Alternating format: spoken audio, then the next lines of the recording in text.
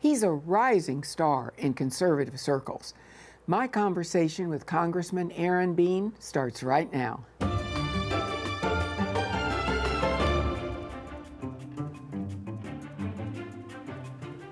Welcome to Conversations. I'm Nancy Brinker.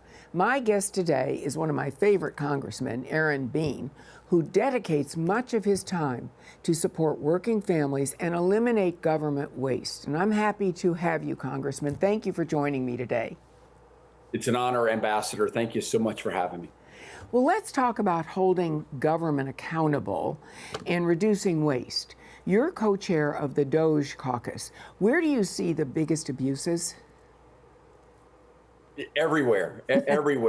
Government is like a garden, Ambassador. It's a garden. It requires constant attention. So you can look at whatever agency you want to look at, and government just has a tendency to get fatter, to get weedier, to get bloated. And so we've got to be aggressive no matter where we go. Our DOGE Caucus had a major success this year. We launched, and of course, I was intoxicated with the president's mission of launching this work group. We helped form the DOGE Caucus, and our mission was to get the rescissions package, which formalized the president's reductions, and we were successful in getting that from the White House and getting it through Congress.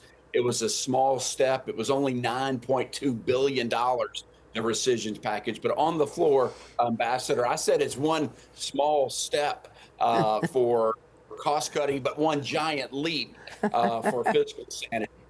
For mankind. And wow, that's very impressive. How does your position on the House Committee on Ways and Means intersect with your DOGE efforts? Well, it goes hand in hand. It's one of the it's the hardest committee. It's the most, I think, one of the most influential committees, Ways and Means. It oversees tax policy for one. And so tax policy touches every government, every nonprofit, everybody files a tax return. So we want to, of course, increase freedom and productivity.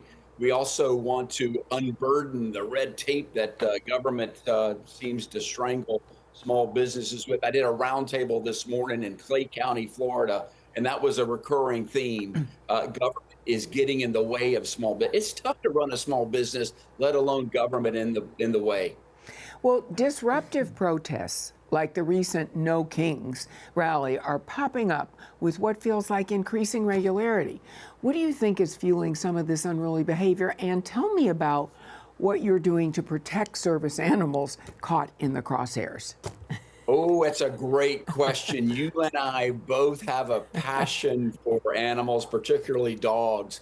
You know, I still know Stephen Covey's one of his 7 things of highly affected people is one of them is to seek first to understand before trying to be understood. Right. I'm trying to understand the No Kings rally concept. We don't have kings. I don't understand.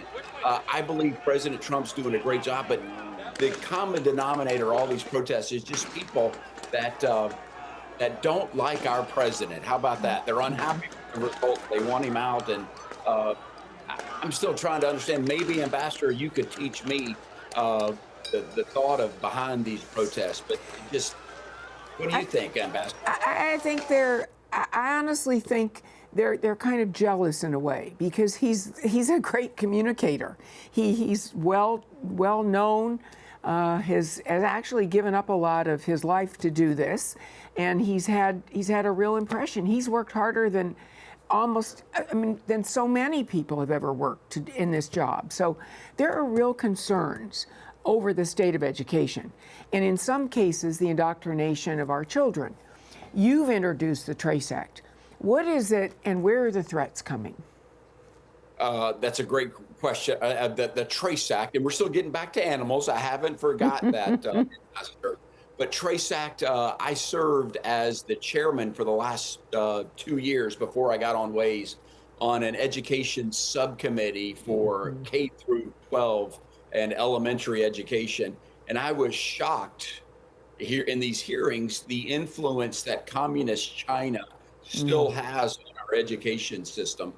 They fund many projects. They fund what's called Chinese or Confucius Institute, which is trying to bring Chinese culture, an introduction of Chinese culture, when in fact they're just Chinese propaganda.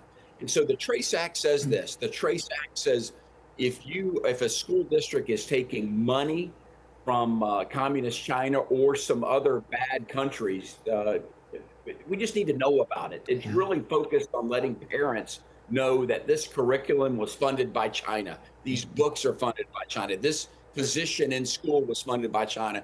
And then parents can make the decision of whether or not they want to keep their kid in a school that is subject to that influence. You know, and that makes such good sense. Some active military families are facing dangerous, health-threatening situations in their own homes. We'll talk about that next.